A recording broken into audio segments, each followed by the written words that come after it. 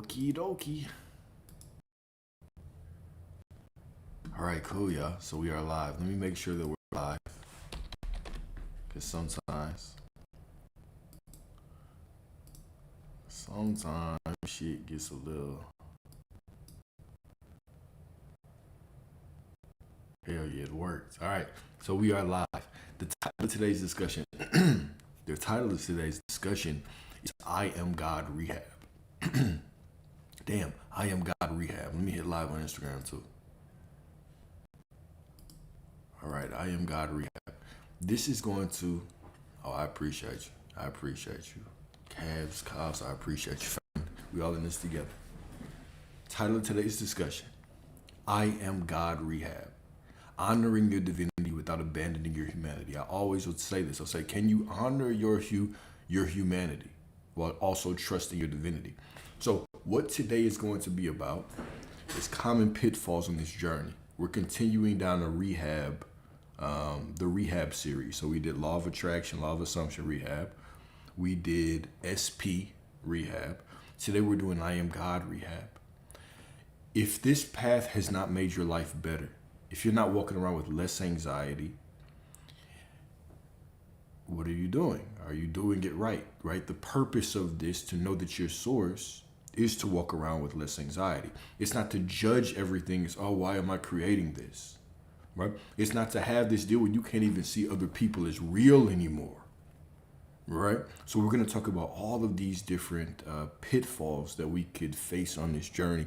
So it's going to be a long one. We got a lot of sections, a lot of things to cover. But of course, the replay will be on YouTube. So if you can't catch the full thing here, you can always go rewatch on YouTube. Cool? Let's get into it. All right.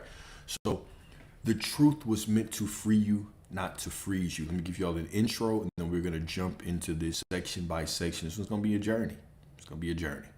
One of the strangest things that can happen on this path is that a person learns the highest truth and somehow becomes less functional.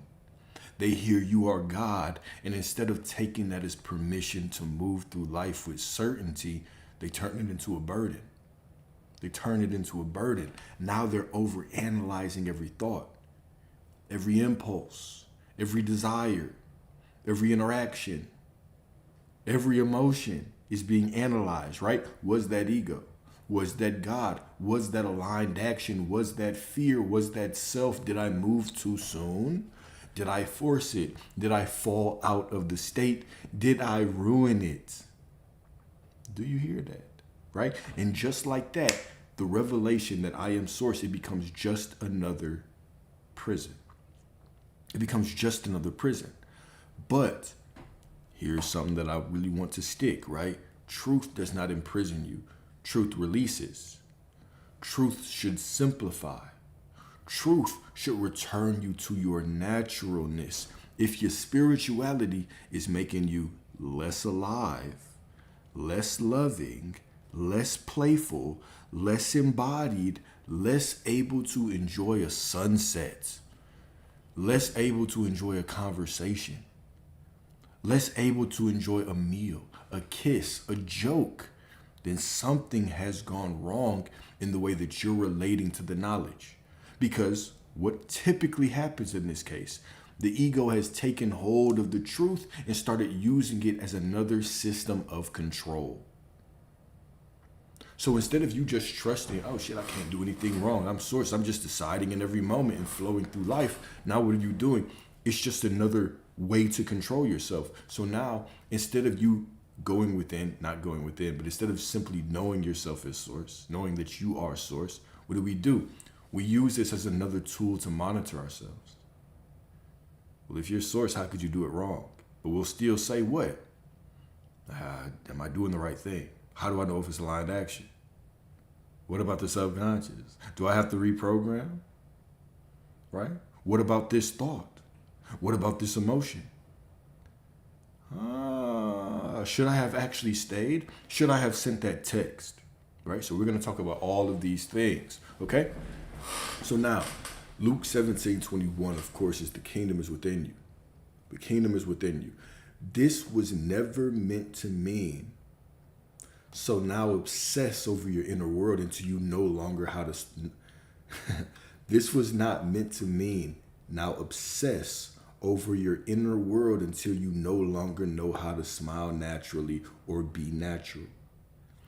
If this journey, this information has taken you further away from just being natural, just being, then something is missing. Then something is missing, okay? What this means, the kingdom is within you. It means that the source is within you. The authority is within you. The life is within you. The creative center is within you. Therefore, stop begging the world to tell you who you are. Stop allowing emotions and thoughts and circumstances to tell you who you are, and just be who you are no matter what. All right? So let's go a little bit further. Part 1, all right? The real goal was never to become less human. Somewhere along the way, many people begin acting as if awakening means distancing themselves from the human experience. They think if they're truly God conscious, they shouldn't feel longing. They shouldn't enjoy beauty. They shouldn't want love. They shouldn't get excited. They shouldn't feel grief. They should not flirt. They shouldn't desire. They shouldn't dream. They shouldn't be moved by music or ache or tenderness, right? But what kind of divinity is so fragile that it cannot move through humanity? Right? The whole beauty of this journey isn't that you stop being human. It's that you stop worshiping your human fluctuations. You stop treating every thought, feeling, and circumstance as final authority. You stop collapsing because the weather changed inside of you. You stop calling every passing emotion your identity. You're not supposed to abandon your humanity, right? You're simply supposed to stop being ruled by it, right? So the shift is very simple. The recognition is simple. Instead of me constantly judging my thoughts and my emotions, am I doing it right? Am I doing that right? It's a simple shift in perspective to say, I can't do it wrong. I can't do it wrong. And so now I can honor my humanity while trusting my divinity. Boom. Love your humanity, trusting your divinity, all right? So John 11:35, it says Jesus wept. Jesus wept, right? That alone right there. That alone, what does that mean? Jesus wept. Not the Christ wept. Not Christ wept, right? Because the Christ is the truth of who we are, right? But Jesus is specifically referencing the persona. Jesus wept, right? So the Christ was not less divine because he felt. Wasn't less pure because he grieved. Wasn't less aligned because he moved through human emotion. Divinity does not cancel humanity. You think that you come into this information and you learn that you're God, and all of a sudden that just cancels out your humanity?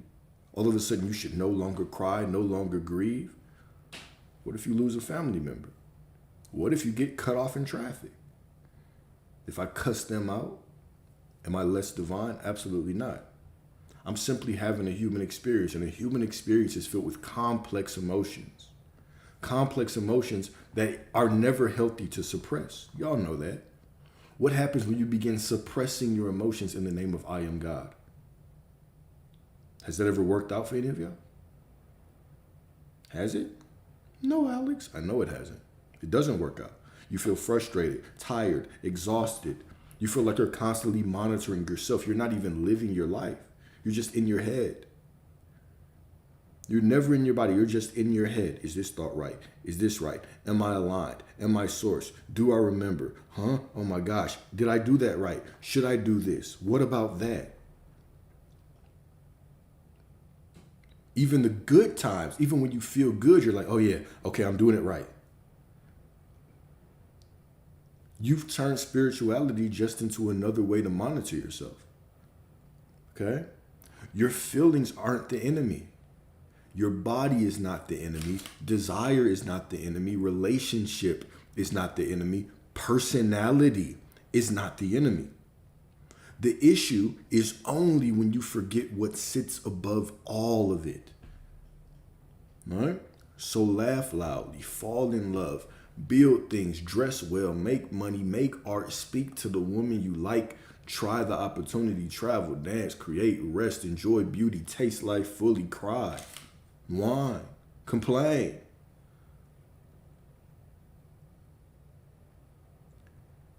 But know who you are through all of those things, right? Know who you are through all of those things. So let's go a little bit further. The first fork in the road. So now we're going to start talking practically. I got a bunch of examples in here. I think this is really going to help, right? And I think this might be one of those lectures that you might want to replay, especially from this part moving forward. And right now we're at about 10 minutes, okay? So the first fork in the road, revelation or self-monitoring. Revelation or self-monitoring, okay? So path one is I know I'm God, so now I watch myself all day. Path two is I know I am God, so I trust myself enough to live. What's the difference? I want you to listen to these paths and be honest with yourself. Which path are you on? Be honest with yourself, because the moment that you're honest with yourself, you transcend it, okay? So path one, I know I'm God, so now I watch myself all day. So this is where people become spiritually fucking constipated. They're no longer living. They're supervising themselves. They can't act naturally because they're monitoring every move to make sure it's metaphysically correct. Their life becomes one endless internal audit. One endless internal audit. They no longer speak. They evaluate whether speaking was from ego. They no longer move. They evaluate whether moving was from force. Was it from force or alignment? They no longer enjoy. They evaluate whether enjoyment was attachment. Was that attachment? Am I too attached? They no longer love. They evaluate whether love was need. No wonder you're anxious. No wonder if you're living like this, no wonder you're anxious. You're too divine for that. Too divine for that, all right? Path two, I know I'm God, so I trust myself enough to live. All right, so this path is different. Here, the knowledge becomes just more grounding instead of surveillance. So the purpose of this information is just to ground you in truth. Not turn into constant surveillance of self, right? So you stop trying to get every moment right. And you begin resting in the truth that your being, oh, I love this. I love this. Okay, hold up. You stop trying to get every moment right. What the fuck is right? You just are right. You stop trying to get every moment right and begin resting in the truth that your being, your essence, is prior to your momentary judgment of yourself. Come on, man. Does that not make you feel a little bit more free? Your being, your essence, the God within you, the source, it is prior, it is before your momentary judgment of yourself. You're judging yourself after your perfection. Remember who you are. That's it. It's done. Just recognize who you are. Boom, it's done. You're back on the path. Come on now, right? So what does this look like? You speak because you want to speak. You flirt because life is beautiful. You try because inspiration moves through you. You rest because rest is sacred. You choose because choosing is what God does. You simply do. You simply are. You simply live. You simply know, right?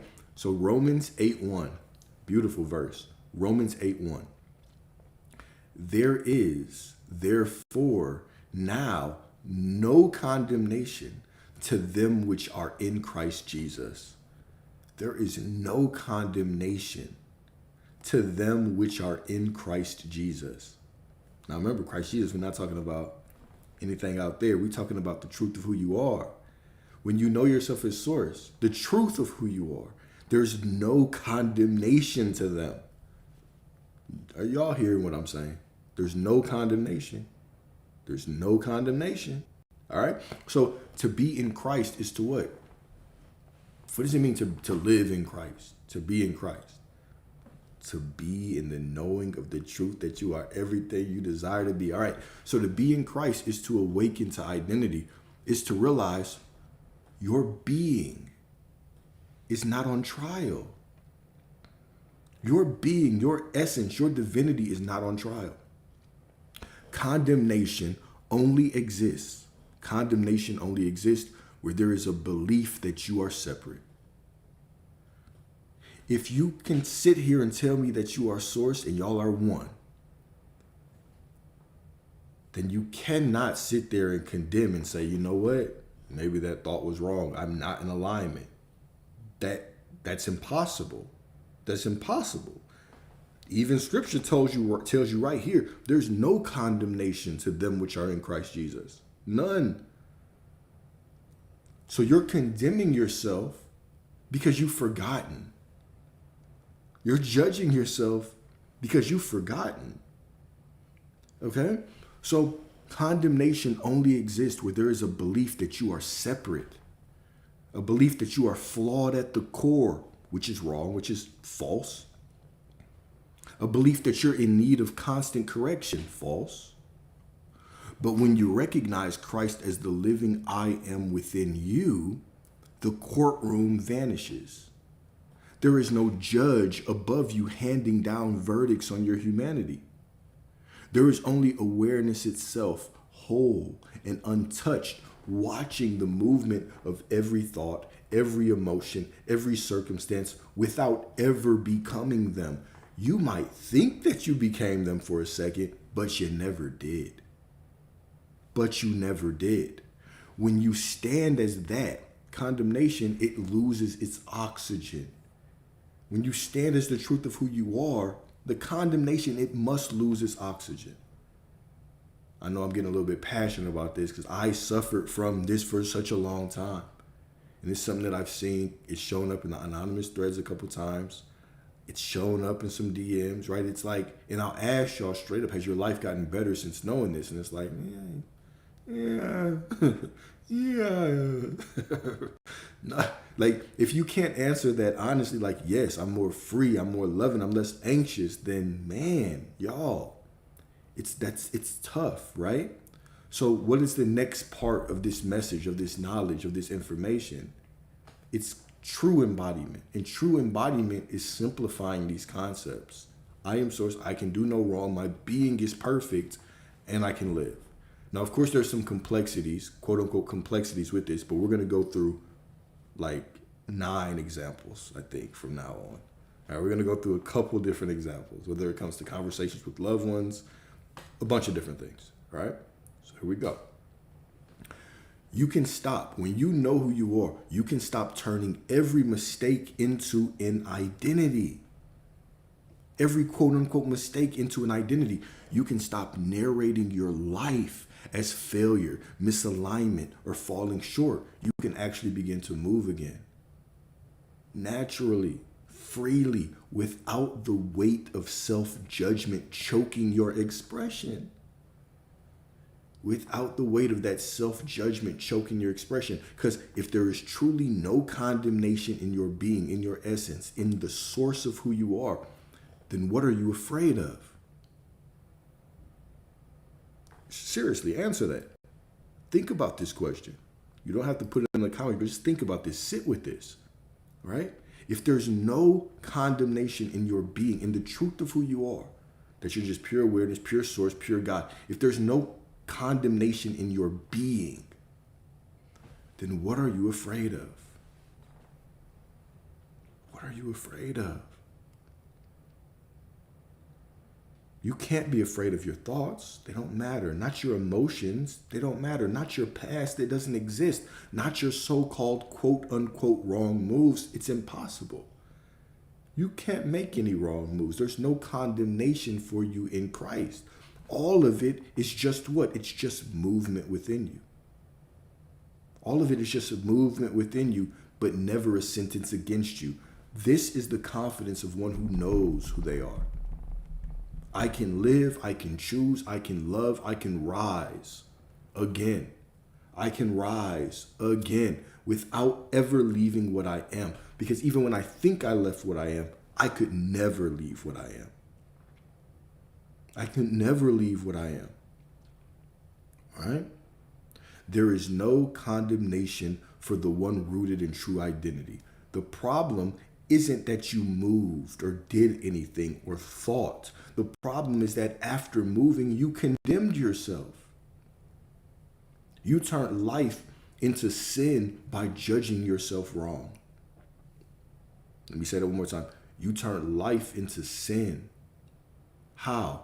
By judging yourself wrong. Life is just God moving through you. Life, everything that you do is movement. It's God moving. But you turn the expression of God into sin by doing what? By judging yourself, by forgetting who you are. Stop judging yourself. Live life. Know who you are. Okay? You're not here to become a perfectly monitored being. That's not your goal. That don't even sound fun. To become a perfectly monitored robot. If y'all should know me well enough to know that you ain't got to be no perfectly monitored robot. It's the furthest thing from the truth about your boy, right? You're not here to be a perfectly monitored being. You're here to become an integrated free one, an integrated sovereign one. That's it. All right. So now next, this section is titled "Interacting in the Physical Realm." Interacting in the physical realm. Stop abandoning communication. This one was tied into, and Dana put this in the Discord earlier, where she was talking about sometimes on the spiritual path, right? You'll hear, no, you don't have to have the conversation with them. Just go inside. Just go internal and have the conversation with them. And then it'll resolve itself. But I have an itch to cuss them out now. I kind of feel I want to tell them how I feel right now, though. You know what I'm saying? Can I just a little, you know what I'm saying? Right? So one of the biggest distortions that people pick up is this idea that if they're truly living from I am, truly manifesting right. Like, what are y'all, some of y'all love to talk to me about 4D. I don't know what that shit means. But y'all love to talk to me about some 4D Wi-Fi, all right? I got 5G on my phone, but 4D, whatever that is, all right?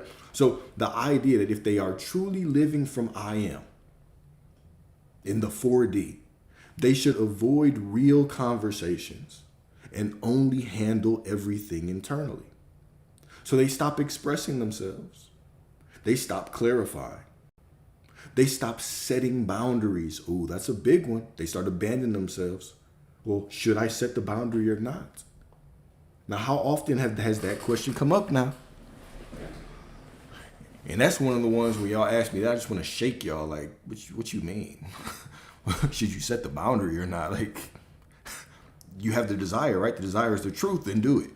All right? So now, you stop setting boundaries. You stop standing up for yourself. Why? Because you think, well, if I set the boundary, am I actually manifesting?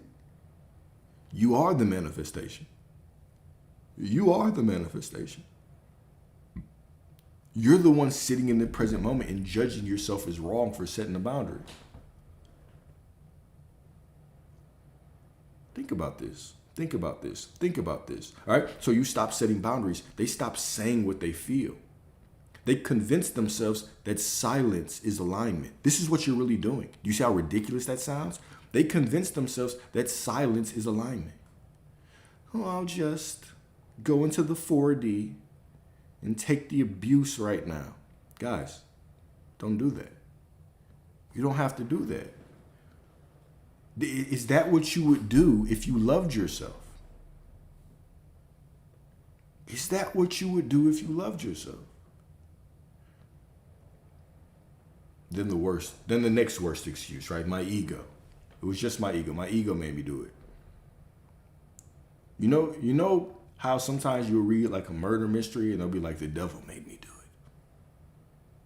it. That's what I hear sometimes with some of y'all saying, well, it's just my ego. It just might be my ego. That's exactly what I hear. All right, let's get back to this, right? So they stop setting boundaries. They stop saying what they feel. They convince themselves that silence is alignment, that avoidance is power, that not speaking is somehow more spiritual than honest communication. But what often happens from that is just disconnection. You lose your ability to relate to people.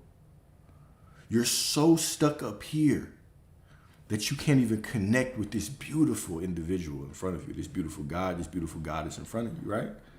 You can't even do that anymore because you're too up here judging yourself. Should I set the boundary? Should I not?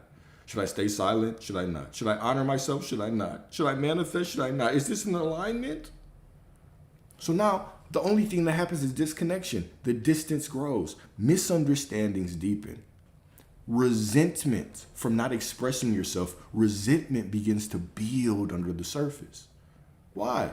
Because spirituality in this case is misapplied as a way to avoid the natural human function of relating. So some of you are trying to call manifesting just avoiding the natural human function of relating.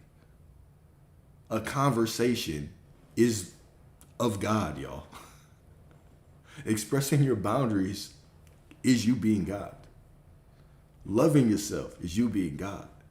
Telling that person how you feel is you being God. Hey, look, this is how I feel about you. I care about you. I know that this wasn't going right. I can guarantee you, because I've had some of y'all tell me this, right?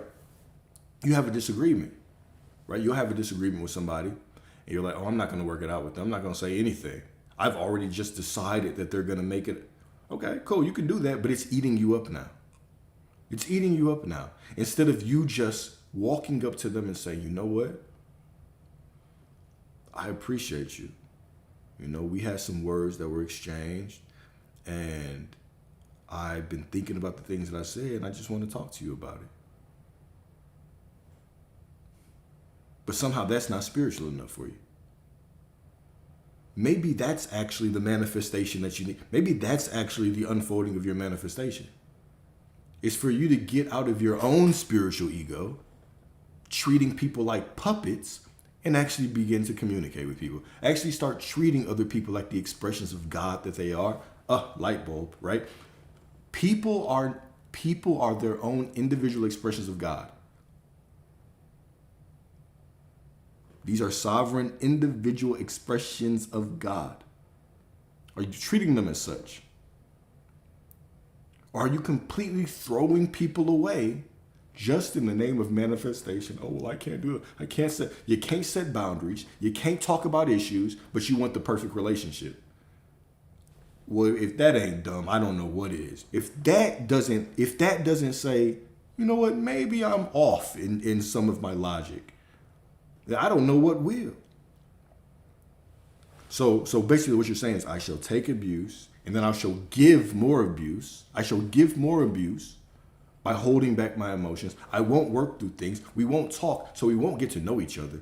But I'll just decide that it's all perfect. How do you know that this conversation that y'all should have is not the perfect unfolding? But instead of you addressing it 5 minutes later when you could have, you wait 7 days. Then you hit them up and you wonder why they're like, bro, I thought you didn't fucking care. I know, some grounded relationship advice. I know y'all probably don't like that. But I got you, okay? So communication is not a violation of your power. It is an extension of it. Speaking, expressing, asking, clarifying, even addressing tension directly, these are not signs that you have fallen out of the state. They are part of a healthy, embodied life. A healthy, embodied life. Some of you think the only way this can work out is if I sit down, shut up, and never say anything, and take whatever, and just decide, I decide. So you're telling me when y'all have that conversation about where to put y'all's portfolios for retirement, and y'all are having little disagreements, what are you going to do then? Just decide that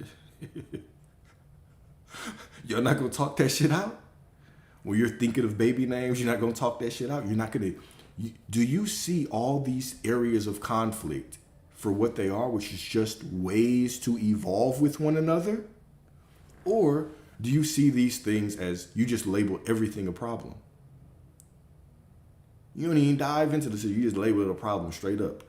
You see how sometimes we can get so caught up in a little spirituality, a little spiritual language, we completely deny our humanity. And then wonder why we feel secluded. Wonder why we feel like a hermit. Wonder why we lack connection. Let me say that one more time. A lot of you will wonder why you lack connection when you make no attempt to connect.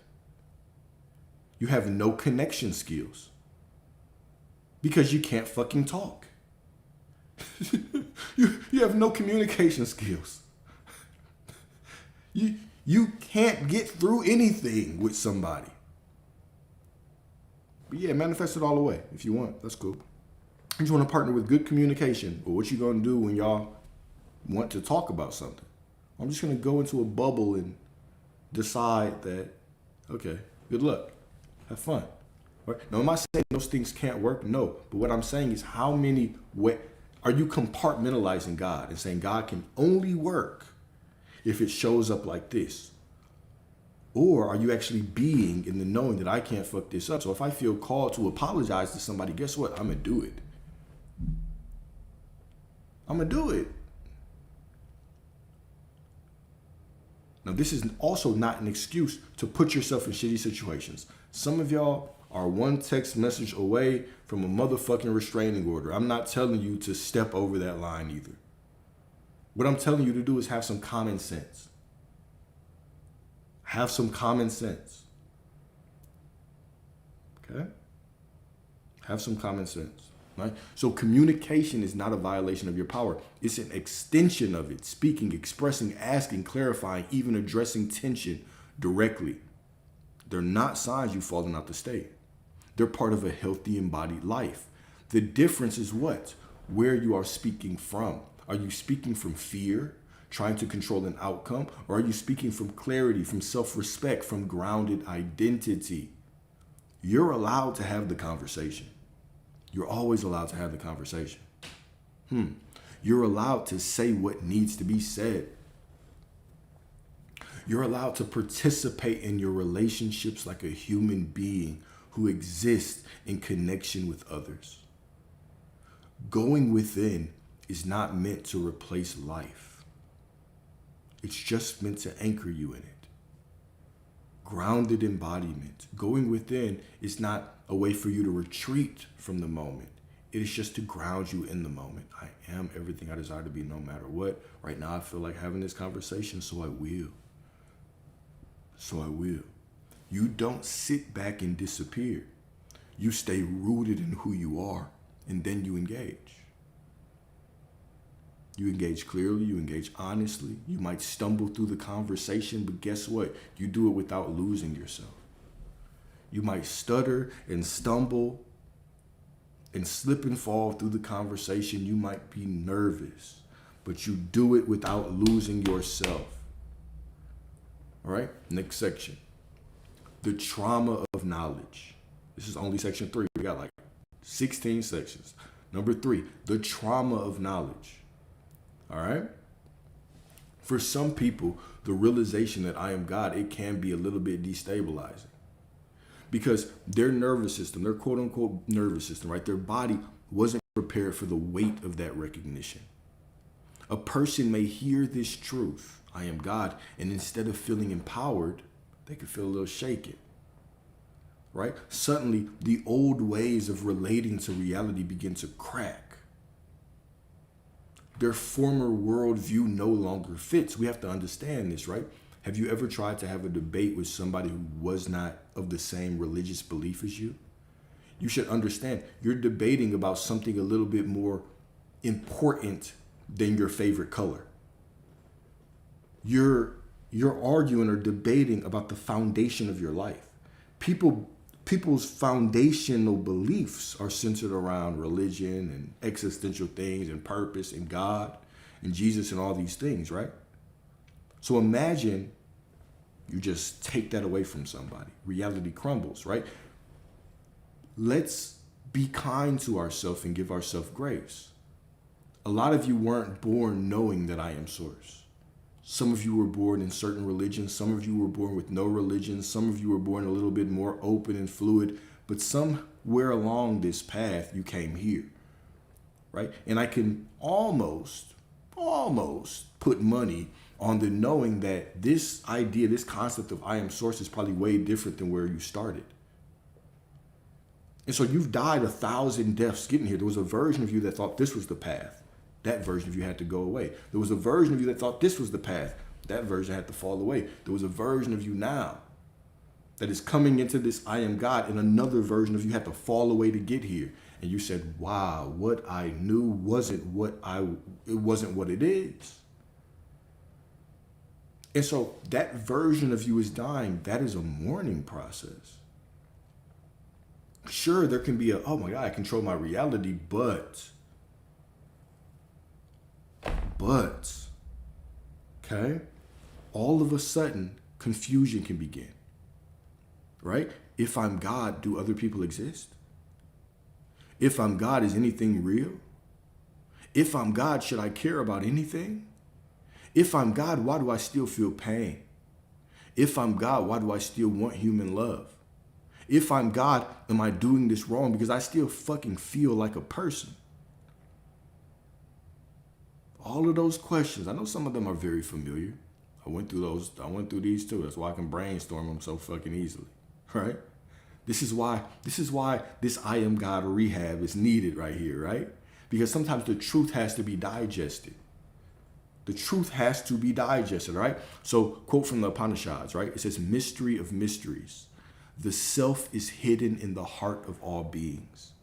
Mystery of mysteries. The self is hidden in the heart of all beings. I want you to notice the language, right? Hidden in the heart of all beings.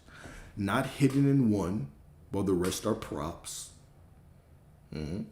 Not hidden in one isolated ego while everyone else is fake.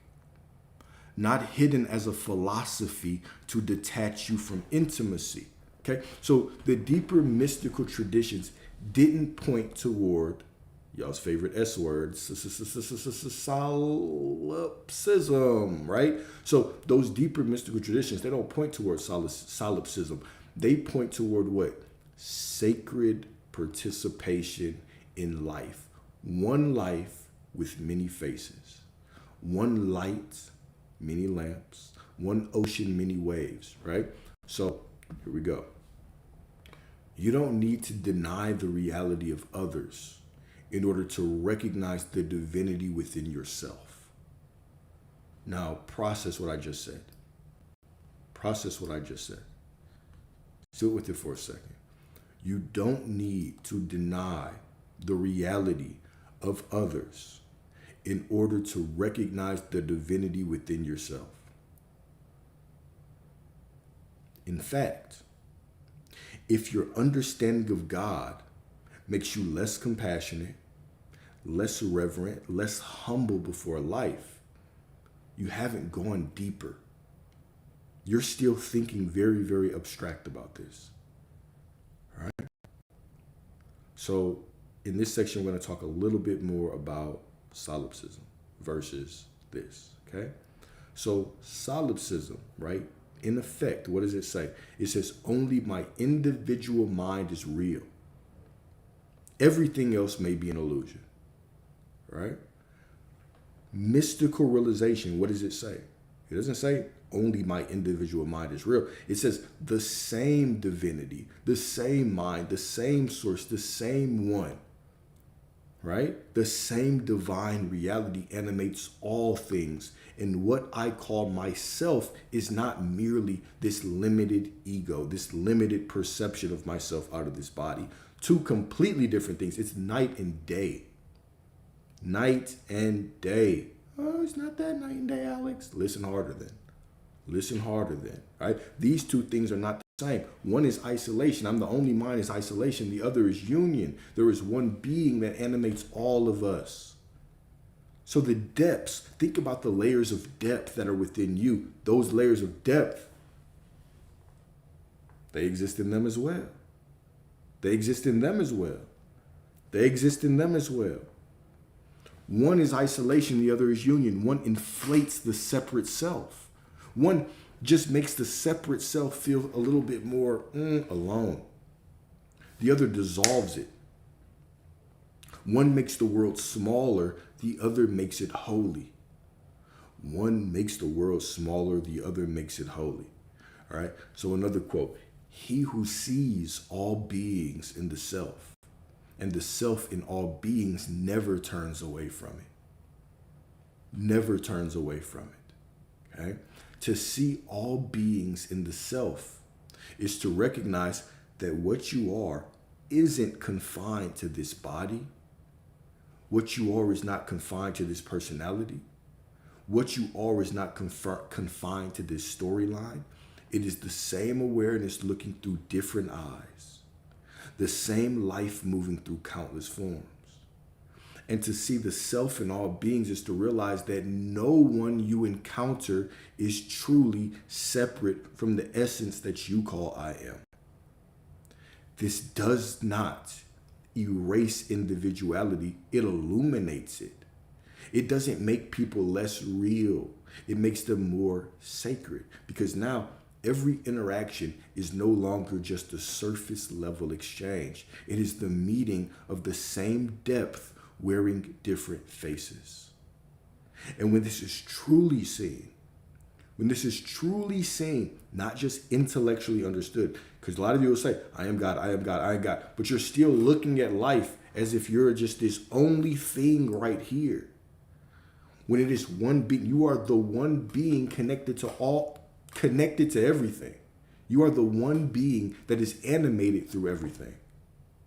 There are infinite perspectives of you, infinite versions of you, infinite depth towards you, just like with that person. This makes life more sacred, more holy, more profound, more delicious, if I do say so myself. Huh? So now, when you actually can understand this, not intellectually, but you actually just recognize this, when you truly see this, right? You can stop relating to people from fear, from lack, from hierarchy, and you can actually begin relating to them from reverence, right? So now the second part of this, it says, he who sees all beings in the self and the self in all beings. When I see everyone as me and I see myself in everyone, I never turn away from it. Okay? And so because of this, he never turns away from it. Why would you? Where could you go that is not still within the one? There's no need to withdraw from life. There's no need to detach from people. There's no need to become cold in the name of spirituality. In fact, the deeper realization is what? The more present you become.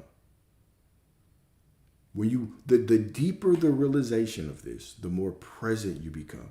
The more deeper realization that you are everything, the more present you become. The more available for life, for experience, for miracles. The more willing to love. The more willing to engage, to show up fully in the human experience. You don't turn away from the world because you're not looking at the world as separate from yourself. You're constantly leaned in with curiosity, with love, with wonder, with awe for the depth that you are. You don't turn away from others because you recognize the same essence looking back at you. This is intimacy on the highest level, intimacy with yourself, and it's all you. Intimacy with the divine reflections of yourself, right? Where even the ordinary becomes sacred because you see what is truly there. That is sacred recognition.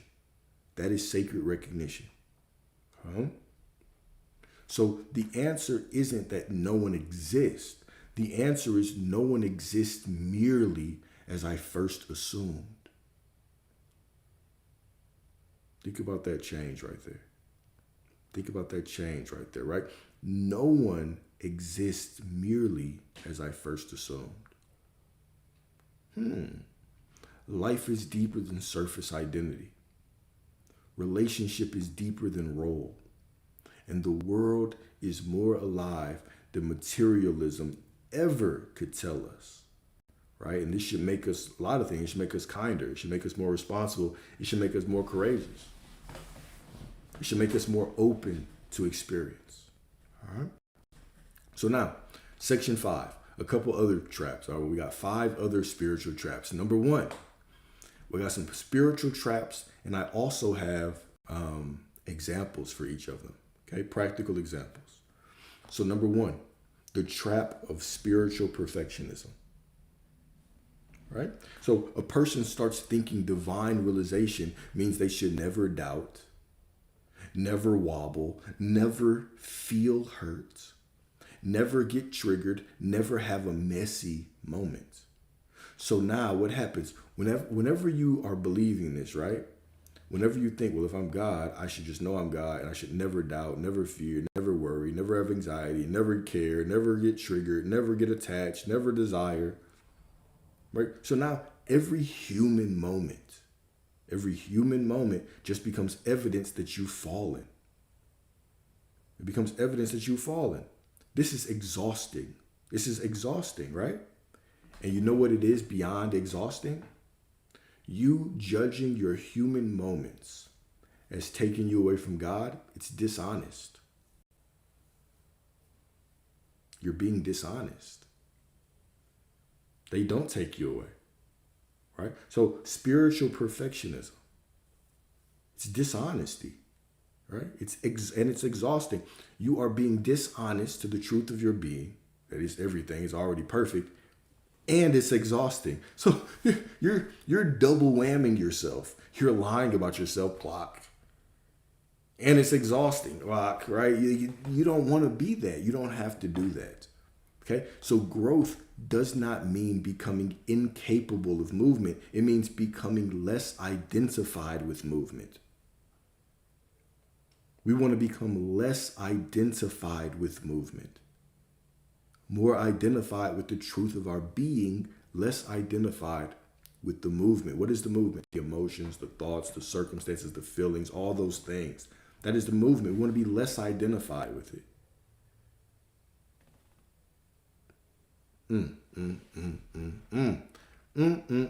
The ocean is still the ocean when waves rise.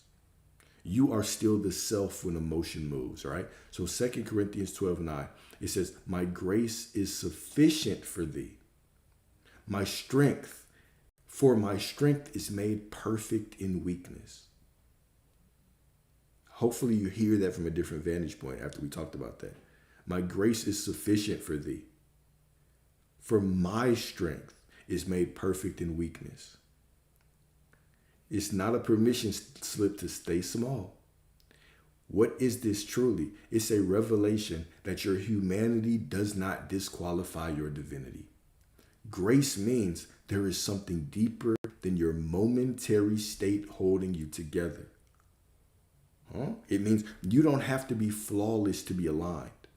You don't have to eliminate every doubt, every fear, every emotional wave before you're worthy of power. In fact, the very places that you judge as weakness are often where the illusion of control breaks. Yeah, when you're walking around, you think you have this illusion of control, but you're not holding anything together. You're not even holding yourself together. Your being is already intact. Okay? And so now, when you have this illusion, when this illusion of control breaks, something truer is revealed. What's that? When you stop trying to appear as strong and you instead just remain present, remain honest, remain rooted in your being, you can actually tap into, right, the strength that isn't forced. It's just the inherent strength within you. It's just the truth. It's just the recognition. All right? And this is where many people miss it. They think strength, damn. This is where many people miss it, right? They think strength means never wavering, never feeling, never being touched by life. But real strength is the ability to remain what you are, even as life moves through you.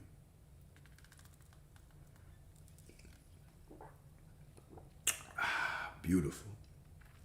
Beautiful, beautiful, beautiful. To remain what you are even as life moves through you. It's the capacity to feel deeply without losing yourself. To experience contrast without collapsing into it. To stand in the midst of uncertainty without abandoning your identity. That's why strength is made perfect in weakness, because weakness exposes what you've been leaning on. And when all false support falls away, what remains is actually something unshakable, because it was always there, holding you even when you thought you were falling apart. Here's the deeper truth. Here's the deeper revelation. Even weakness can be held inside divine strength. Even trembling can be held inside truth. Stop demanding robotic stillness from a living soul. I'm going to say that shit one more time. Hey, I'm going to say that shit again. Even weakness, emotions, whatever the case may be, can be held inside divine strength.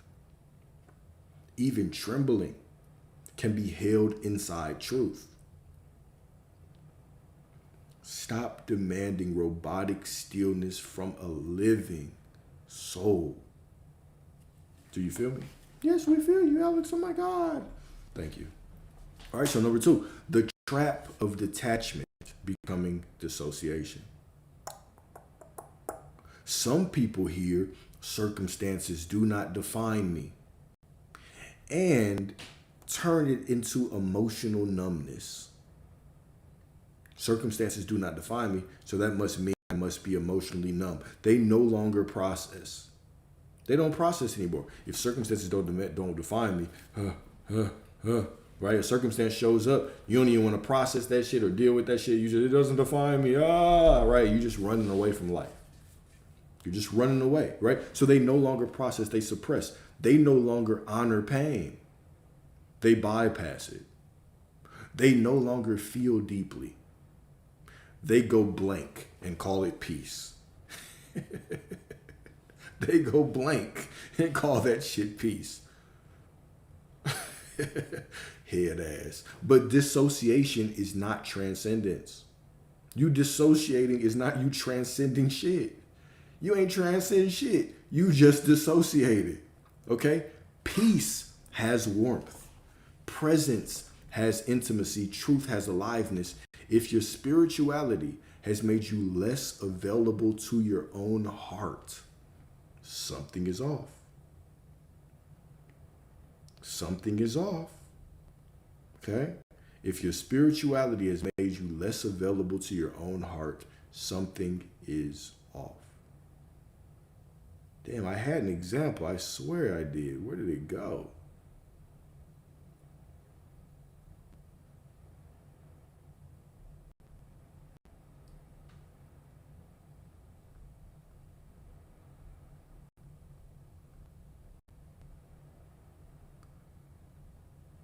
Fuck.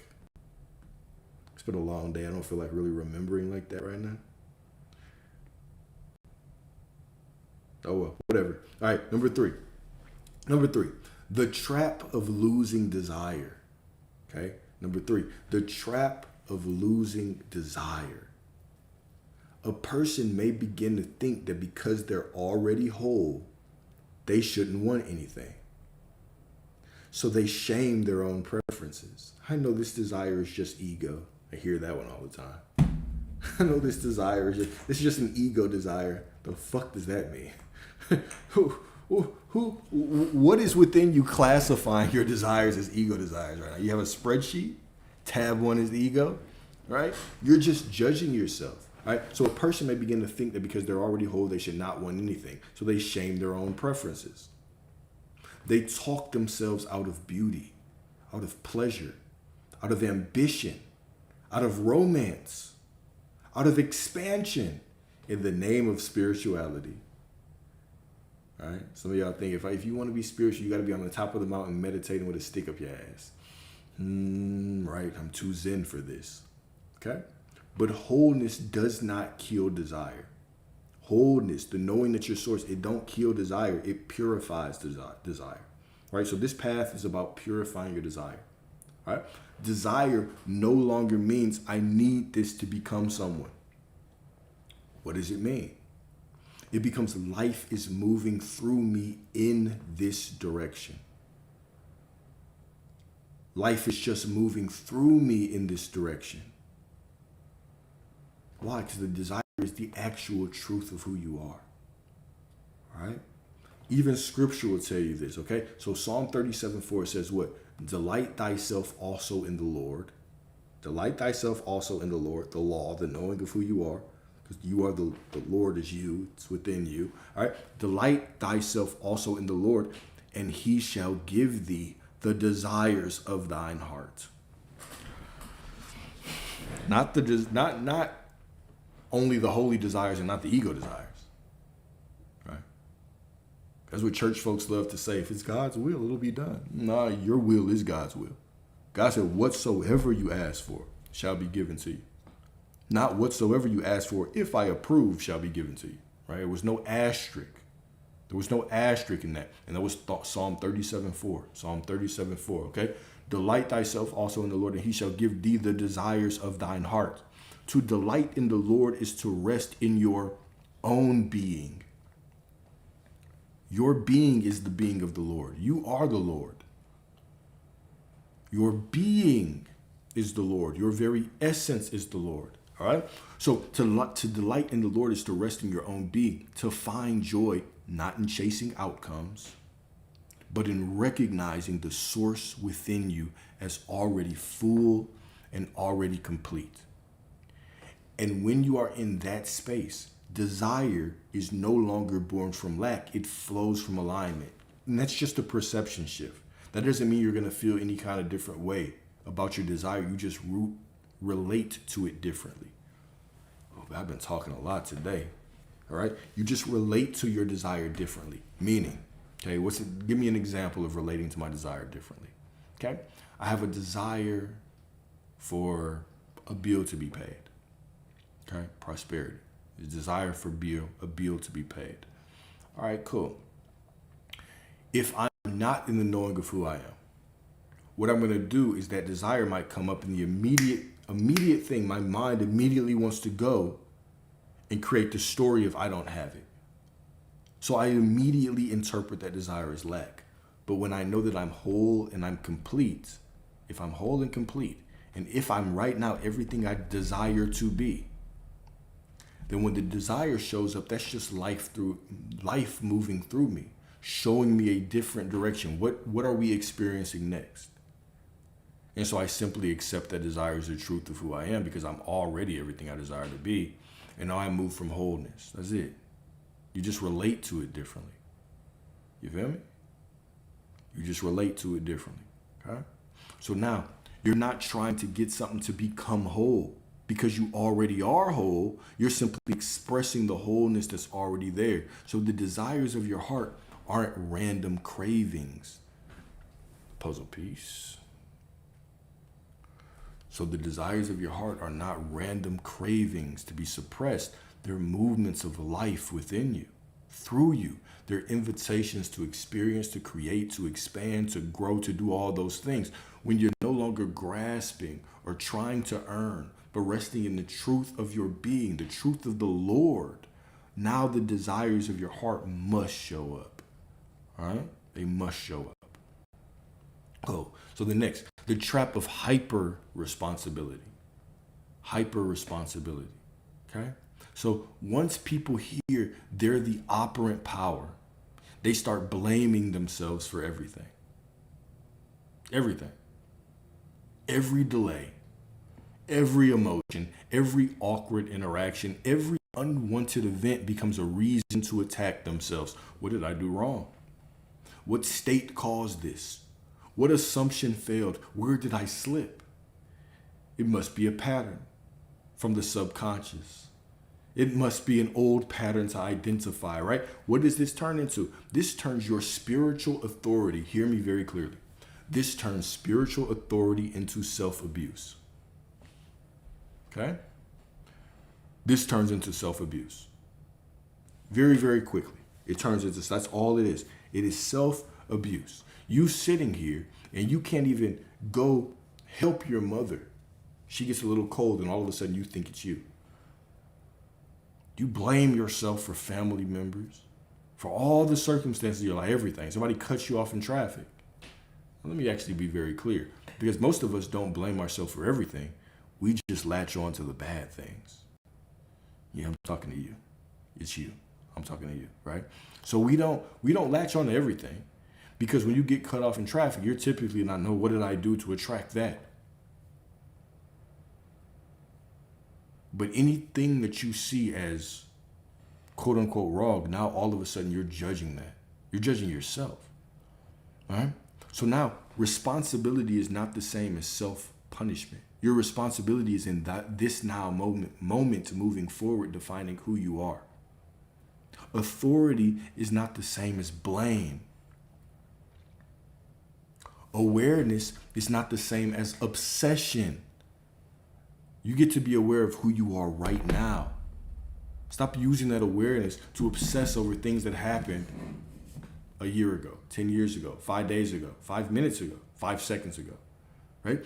You're allowed to learn without accusing yourself, right? So here's one of the questions. If I'm God, why did I create something I don't want? If I'm God, why did I create something I don't want? That right there is the question that immediately turns your power into self-abuse. It turns your power into punishment. Okay? It turns your power into punishment. It drags you backwards into analysis, into blame, into trying to audit every past thought, every emotion, every moment, as if you need to explain your way into freedom. But the goal in this journey is not to dissect the past. It's to transcend it. When? Right now. Yes, that happened. It was a real experience. You casting blame on yourself for it is just abusive. The bigger question is, who are you now moving forward? Who do you choose to be now moving forward? Right? You're not here to build a perfect story of how everything happened. You're here to recognize who you are in this moment and move from that. The moment you stand as that, when you actually can stand as who you are in this moment, now the past automatically loses its authority. But the more that you're in the past trying to judge yourself and say, am I doing it right? Did I do this right? How did I create that? Now all you're doing is identifying as somebody who created that shit. And now you get more and more. And now you say, I'm in a loop. Well, it must have been my childhood trauma. It must be some kind of subconscious pattern. No, it's just you refusing to let go of that story and just decide that that doesn't happen to me anymore moving forward. All right? Power is not in figuring out why it happened. It's in no longer needing it to define you. You're trying to figure out why it happens because you think that defines you. You've forgotten that you're powerful enough to just decide and be a new person in every damn moment. How can you be a new person? You decide who you are in this moment and you move from that, right? Cool. Number 5, the trap of never returning to ordinary life.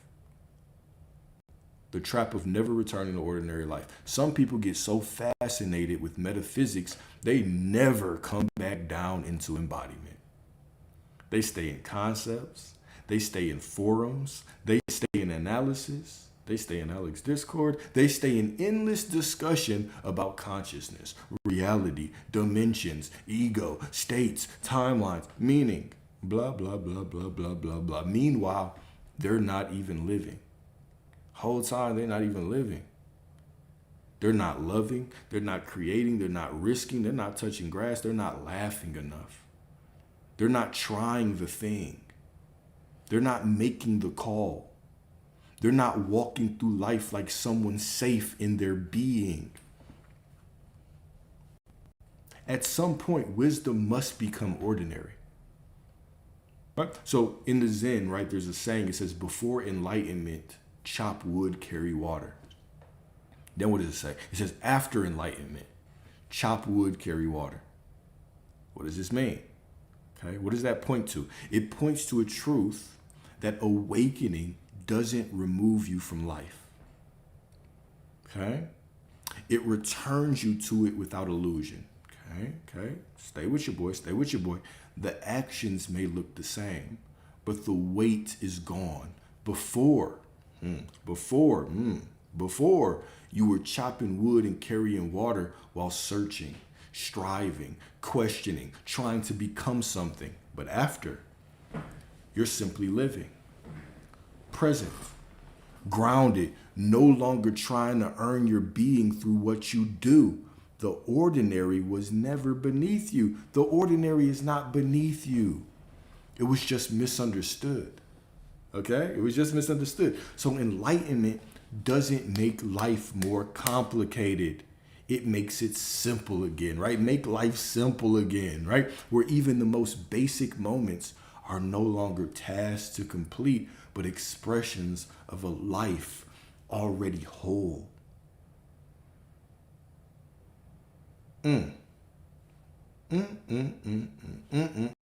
Beautiful, okay? So now, the second fork in the road.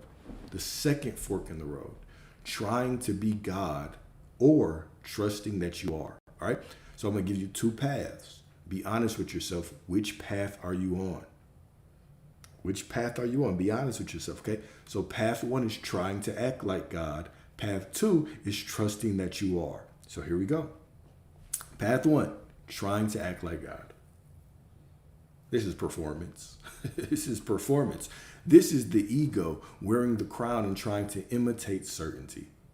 Okay? So this is where people become what? They become rigid. Think the right thought. Feel the right feeling. Circumstances don't matter. Ignore it. Right? So now you become rigid. You become weirdly superior. You become oddly superior, right? You become weirdly detached and artificial. You try to sound awakened. They try to perform confidence. They try to police their inner world into purity, right? You try to force the thoughts and the emotions into perfect alignment. You always feel exhausted. You always feel exhausted, right? That path, it creates nothing but strain. Nothing but strain. And it's dishonest. Like we said earlier, right? It's dishonest to think that the perfection of your being could be influenced by a thought or an emotion or a circumstance. Could be changed into something impure by a thought or emotion. It's dishonest. You're lying when you think that. And it's exhausting to try to monitor yourself all day, right? If you're here to enjoy the curriculum of life, enjoy the curriculum of life. That's what you're here for. You're here to be the expression of God in human form, not to turn into a robot. Not to turn into a robot, all right? So here's path two, trusting that you are. This is softer and stronger, right? So here, you're no longer looking to perform your godhood because you simply rest in it. You're not trying to become some ultimate God, right? You're recognizing what's always been true beneath the noise. So now, what actually happens on this path? You might become more simple, right? You might become more direct. You might become more kind, more available, more embodied, more willing to enjoy your life. Here's another good hint.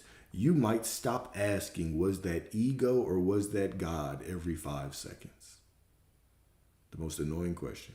Was that ego or was that God every 5 seconds? Because that question itself often comes from fear. Hear me. Hear your boy out. Hear your boy out. That question, was that ego, or how do I know if it's ego or me? That actually comes from fear. Let's go a little bit further, okay? Let's go a little bit further. Sometimes you just wanted to text them. Sometimes you just wanted to text them. Sometimes you just wanted to go out. Sometimes you just wanted to take the opportunity, to take the chance to try some shit new. Sometimes you just wanted to wear the outfit. You wanted to apply for the role. Sometimes you wanted to kiss that person. Sometimes you just want to start that business. Sometimes you wanted to book that trip. Sometimes you just wanted to make that art. But you're sitting here thinking, was that aligned or not? Was that aligned or not? Was it ego or source? I don't know. Because you're scared that you can make the wrong move, but you can't because you're source. You can't make the wrong move because you're source. Right? Sometimes you want to do that shit. And if you want to do that shit, good, move. Get that big ass up and move. All right? So Proverbs 23:7, as a man thinketh in his heart, so is he. As a man thinketh in his heart, so is he. Not as a man perfectly monitors every impulse and every thought, so is he. I should have said thick ass, right? I don't want y'all to misunderstand me. Right? I meant big ass, like, you know what I'm talking about, right? So as a man perfectly, it doesn't say as a man perfectly monitors every impulse, so is he. Right? As a man thinketh in his heart. What does that mean? Thinketh in his heart. We've talked about that. What does the in his heart represent? As you know yourself to be. It doesn't just say as a man thinks. Imagine trying to control your thoughts all day. Oh my gosh. Oh my gosh. Some of y'all been doing that for 2 years. All right? Imagine that shit is difficult. It's difficult. Okay? But the heart implies knowing. What it's actually saying is as a man knoweth who he is, so is he. All right? So identity is always the root. Who you know yourself to be at the core. Everything that you desire to be. You are already everything that you desire to be. If you know yourself at the core to be that, then life is the flowering of that knowing. The seed is identity. Life, which is everything. You are life. The life that is the flowering of you, right? Of your identity is what you experience. When? Right now. Because right now, the moment you make the decision, you're in the timeline. You're in the timeline that you want the moment you make the damn decision. The moment you choose an identity, you're in it. It might not look like it, but you're in it. And so now the flowering of that life is what you experience every moment from here on out. Okay. Section 7. The ego versus I am debate is often just a distraction. All right? So many people get trapped in internal arguments that sound so spiritual, but they're just really refined indecision. Refined indecision, all right? Was that me? Was that ego? Was that fear? Was that divine action? Was that misaligned? Was I forcing? Was I allowing? Oh, headache, right? Sometimes the actual problem is that you've made movement too dangerous. You've made everything that you do too damn dangerous. You're terrified of being wrong. But if you're always trying not to be wrong, you're never going to relax into being. Okay? So if your constant goal is always you trying not to be wrong, how can you relax into the being of the knowing that you're everything?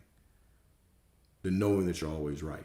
Okay? So So the next question is just how can you as God be wrong? How can you as God be wrong? Okay?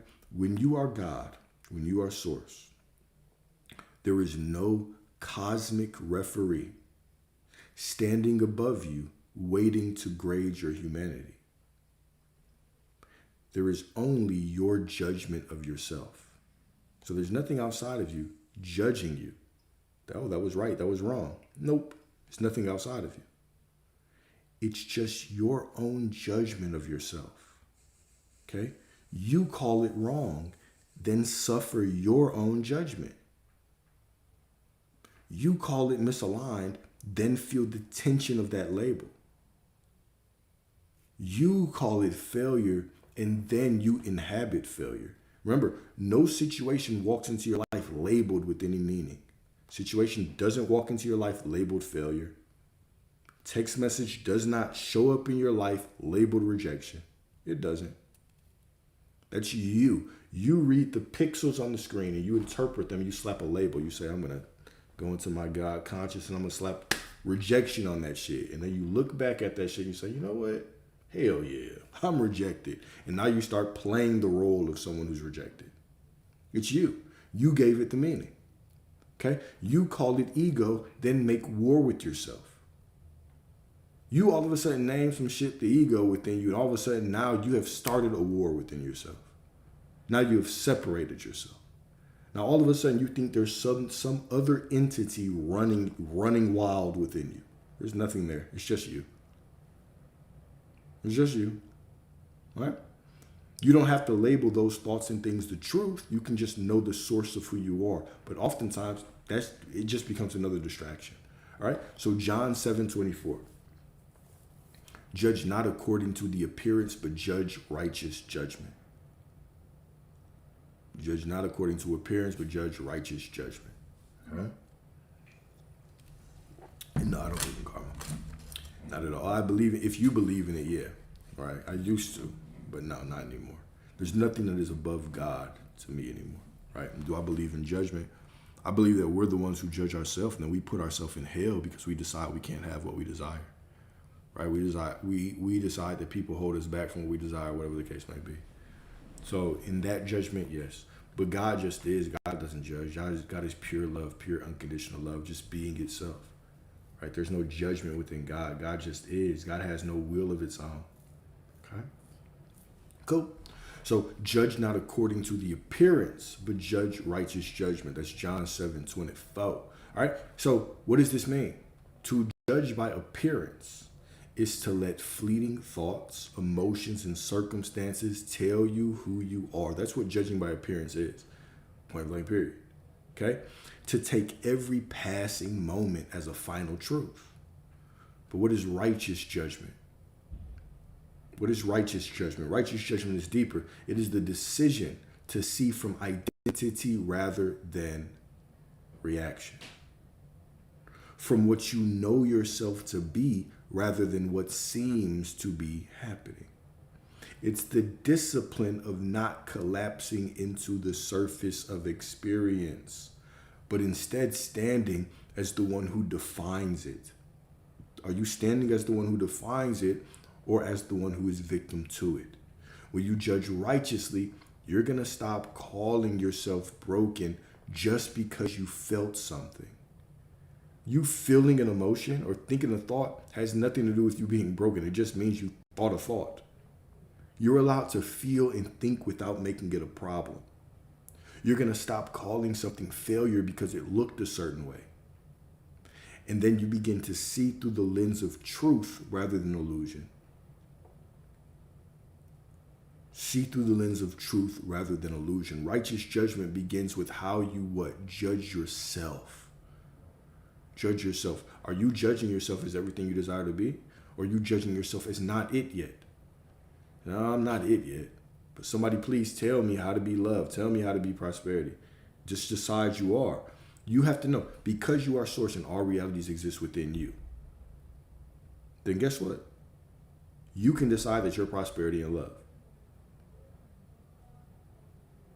That's all it is to it.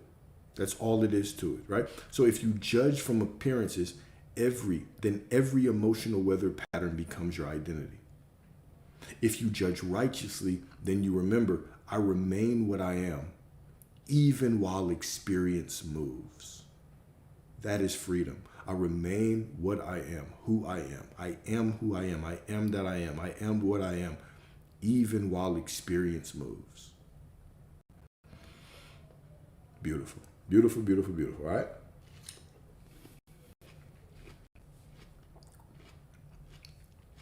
Smoke break.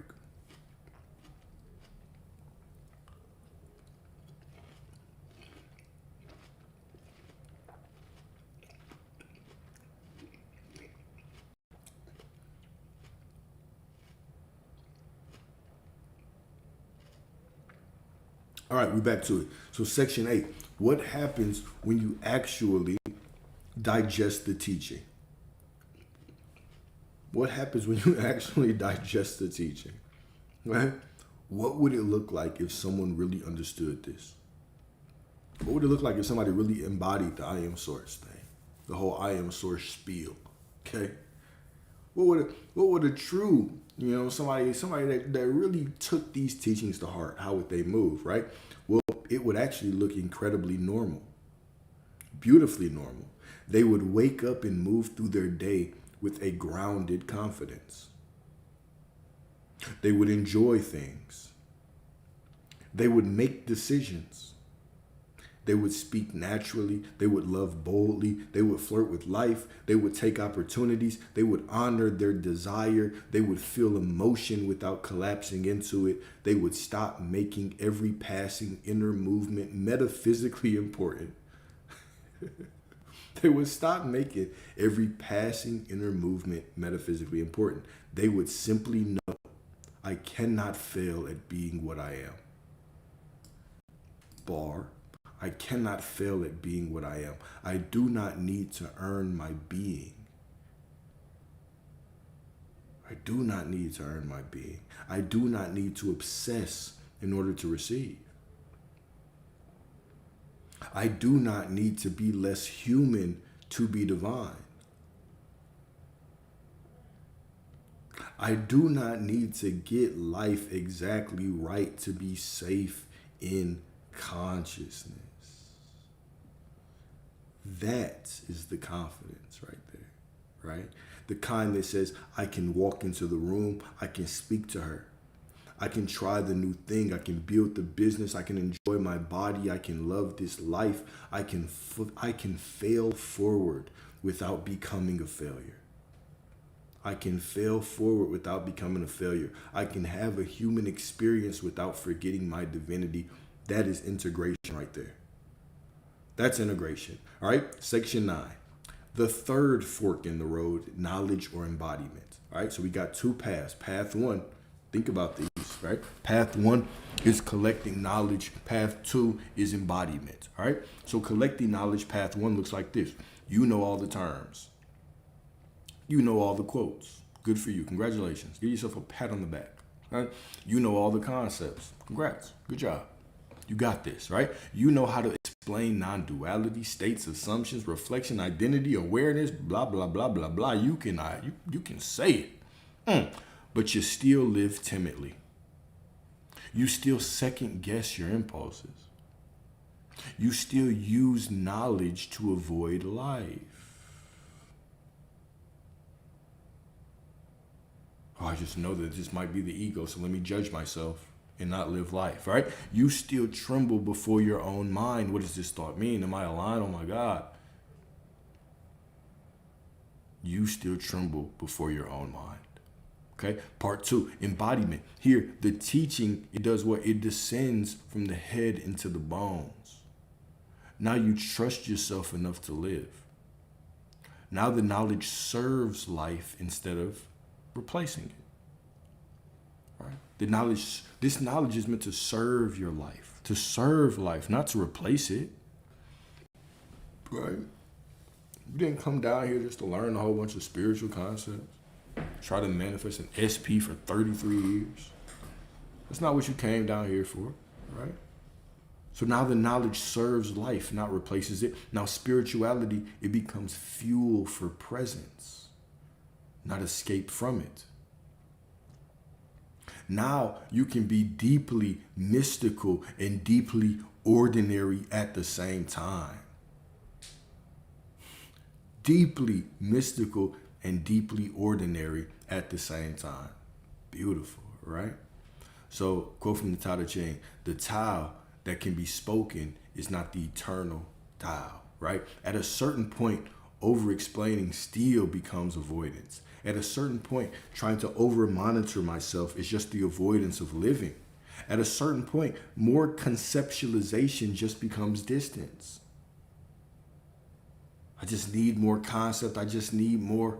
At a certain point, the answer is not another insight. At a certain point, the answer is not another insight. It is to go live. At a certain point, the answer is to get out the fucking house and live. Get out the dungeon. Get out the dungeon. Some of y'all have been living in the basement, lights off, watching YouTube manifesting content. You can tell me all the fuck. You know more motherfucking, oh my gosh. Ooh-wee. Your favorite genre of entertainment has turned into manifestation content. If off the top of your head right now you can name 10 manifestation creators, we might have to check your ass into rehab. Okay. You know these motherfuckers better than you know your own family. You know their whole life story. You know their success stories. You know their student success stories. You've been rocking with them for 3 years. You talk about them like they're your friends and family. Sometimes y'all be naming people. I'm like, God damn, how many motherfucking names are you gonna drop? Well, you should listen to this person, that person, that person. Damn, how much information is enough? My goodness. If you saw one of them out in the wild, you might run up and ask for an autograph. Just get that shit out your mouth. God damn, sit your ass down. I thought you were the god of your reality. Get their shit out your goddamn mouth. All right? So now, at a certain point, the answer is not another insight. The answer is for you to get out the crib and actually live. The popping out the mouth noise was fucking wild. You're right. All right? It's to go live, okay? So at a certain point, you've got to call her. At a certain point, you got to start the shit. At a certain point, you got to apply for the job. At a certain point, you got to go outside. You got to take the trip. You got to make the offer. You got to wear the thing. You got to laugh with your friends. You got to kiss. You know what I'm saying? You got to pray. You got to build. You got to rest. You got to create. I know some of y'all were like, pray. What? I'm just saying. You got to live life. Sometimes you got to throw a curveball at y'all motherfuckers to make sure that you're listening too. I know if I don't say SP, some of y'all are going to fall asleep. Some of y'all are waiting for an SP example, but my SP broke up with me yesterday. What are you going to do? What are you going to do? All right, so here we go. Humanity is not a threat to God. Okay, section 10, humanity is not a threat to God. So here is one of the more deeper misunderstandings, right? So people will think that their humanity threatens their divinity. But your humanity is what? What truly is your humanity? What truly is your humanity? Your humanity is the place that your divinity actually came to shine. Right? Humanity is the very place your divinity came to shine. The body is not the mistake. Emotion, not the mistake. Personality, not the mistake. Desire, not the mistake. Relationship, not the mistake. What is the actual issue? It's forgetfulness. It's you forgetting who you are as you're navigating this life. That's the only mistake. It's forgetfulness, right? The issue is only that you forget who is living through all of this. Who is living through your life right now? Who? What? Being itself, source itself, God itself is living through you, as you, okay? So John 1:14, it says, the word was made flesh and dwelt among us. The word was made flesh and dwelt among us. You know, you talk to a religious folk, they think you say the word, you're talking about the Bible. No, we're not talking about the goddamn Bible. The word was made flesh and dwelt among us. The word is I am. I am. It was made flesh and dwelt among us. That's consciousness. That's pure awareness. I am. I simply exist. I am that I am. Right? The divine doesn't fear embodiment. The divine becomes embodied. The sacred doesn't flee the human. The sacred feels it. So the answer in all of this is never to become less alive. The answer is never to become less you. The answer is to let life be inhabited by your remembrance. It's to live life. The only thing that switches on is the remembrance of who you are. It's the recognition. That's it. You didn't come down here to suppress yourself into a machine and say SP affirmations for 14 hours out the day and deny yourself going around your family because you think they might kill your vibration, even though you can't measure the shit. Even though you don't even know what a vibration is. I said, what's your vibration number? You be like, oh, I don't know. Right? So the goal is not for you to sit around and monitor yourself. The goal is for you to live, and you just live with the recognition, with the remembrance of the truth that you're everything you desire to be. Okay? So this is why even the healed version of this path it's not a dry, boring path. The healed version of this path, it's radiant, it's sensual. It's grounded, it's loving, it's playful, it's divine, it's all of those things. Because God didn't come here for you to just stop living. Right? So in the religious community, they'll say that you're here to serve God. That's a perversion of why you're here. You are here to express God. You're here to live this life fully and express God. Okay? So what does this feel like? It feels like someone who can be fully here without being owned by what is here. Someone who can be present in every moment, yet untouched at their core. Able to feel deeply without becoming lost. Able to engage fully without becoming entangled. They move through life with an ease that isn't indifference but mastery, where thoughts can pass without defining them, emotions can rise without ruling them, and circumstances can shift without shaking their identity. They're not distant from life. Right? It's not asking you to be further away from life. They are intimate with it. You're intimate with life. However, you're no longer at the mercy of every moment. Now you stand as the creator in every moment, the creator of every moment.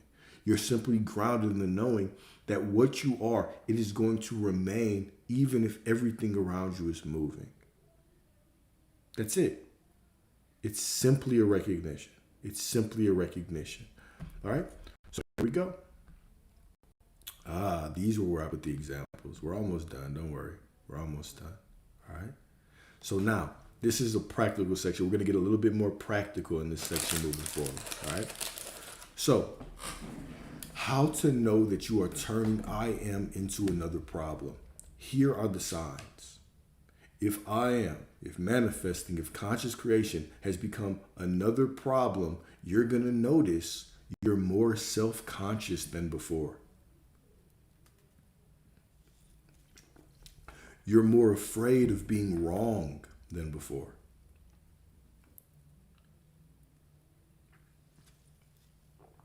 You're less spontaneous than before. Oof.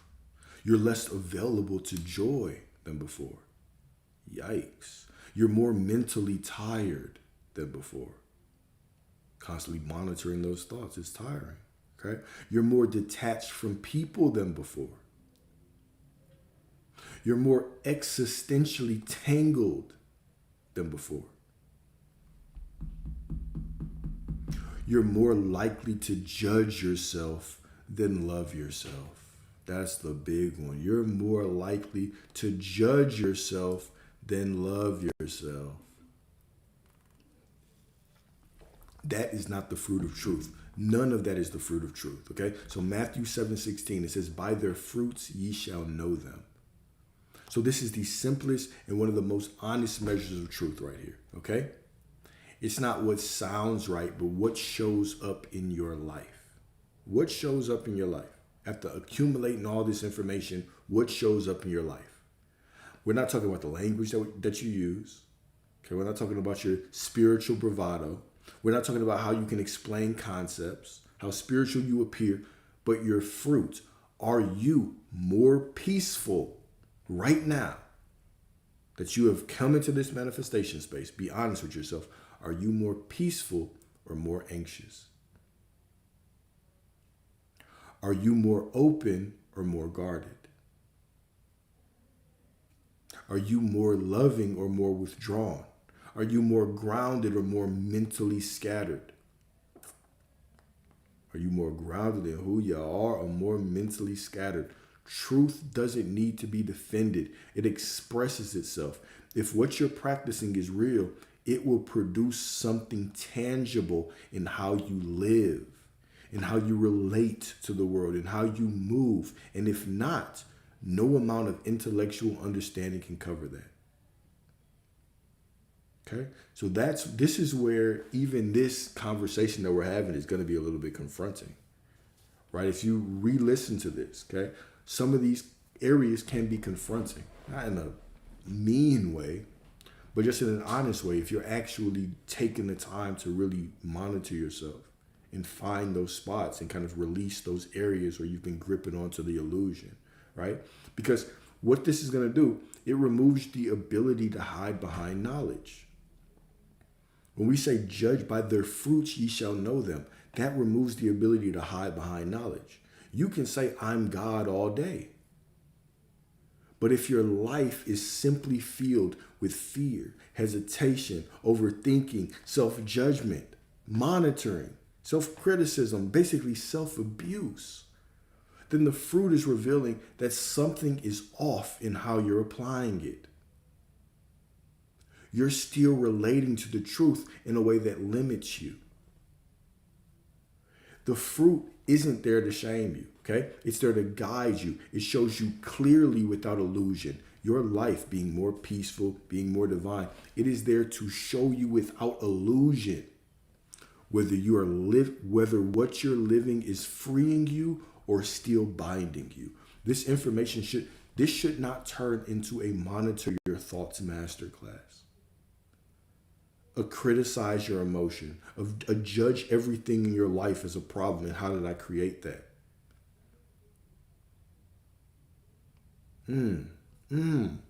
Is this information freeing you into being? This is what we're doing. We're cutting the cords. I don't have to control my thoughts anymore. I'm cutting that cord. I'm free. I'm more free. I can loosen up a little bit. Oh, my emotions don't mean shit. I'm free. I'm cutting that cord. I'm a little bit more free now. The circumstances don't define me. Boom. I'm more free now. You mean I don't have to worry about how that happened or why I'm in this loop? I just have to decide different in this moment? Oh, I'm free from the past. I'm free from the inner child healing and the chakra realigning and all that, right? We're cutting off all the dependencies to the only thing that remains is the truth of your being, the core essence of who you are. Do you feel me? All right. So that's always a good question to ask. Is this information freeing you, or do you still feel binded and bound by it? Okay. All right. So what is rehabilitation, right? Let's say that this information is binding you. Well, the rehab is to actually simplify it. So we've got 5 steps, 5 returns, or 5 places to return from, okay? And this one's going to be a little bit more practical. So return 1 is let the knowledge simplify you. Stop using the truth to build more mental complexity. Let it become simple. Example, I am the one deciding who I am in this moment, right? I am not at the mercy of appearances, and I can live now. Let's give an example. Okay, I am simply deciding who I am right now. Right? Example, you text someone you like, they don't respond right away. Instead of spiraling into what state am I in? Did I do something wrong? Did I mess this up? You simplify it. Okay, so you simplify it. You pause, and what do you decide? I am chosen. I am desired. I simplify it, right? I'm the one who decides who I am right now. I'm not at the mercy of appearances. Whatever it looks like is not the truth, and I can actually live right now, right? So you simplify it. You pause and decide, I'm chosen, I'm desired, and then you go on with your day. No need to think through it. No need to check your phone anymore. No need to solve anything. Just return to who you are and live from there. I've already decided. Now I can move forward, and then knowing of who I am, it shall resolve itself. Okay, return to, stop auditing every moment. Okay, not every action needs a metaphysical autopsy. Sometimes you're allowed to simply move. Example, you feel the urge to go talk to someone. You feel the urge to apply for something, apply for a job, post something online. You want to post that little picture you in the bikini on the beach or whatever you want to post, right? Instead of freezing and asking, is this aligned? Is this from ego? Am I forcing? You just move. You speak, you act, you express, and after you do, you don't sit there replaying it, trying to judge if it was correct. You let it be done. You trust that you're allowed to move without needing to spiritually justify every action. Simplify it. Free yourself from the bondage of spiritually justifying. You're good. You're good. Return 3, right? So here's number 3.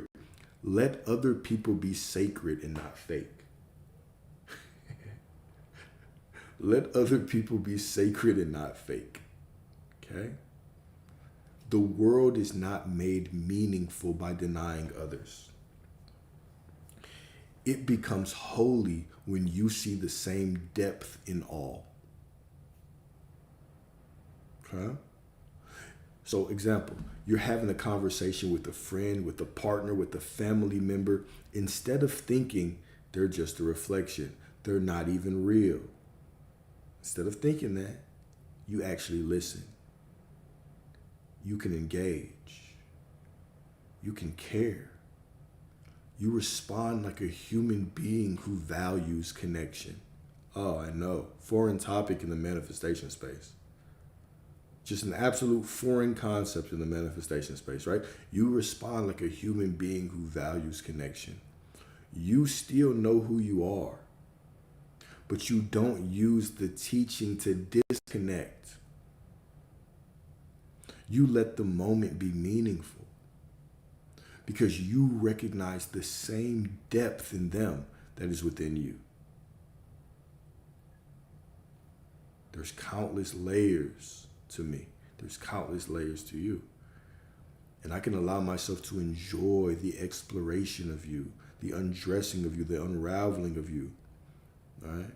I can enjoy this without sitting here and being like, oh my God, you're not even real. You're just a reflection.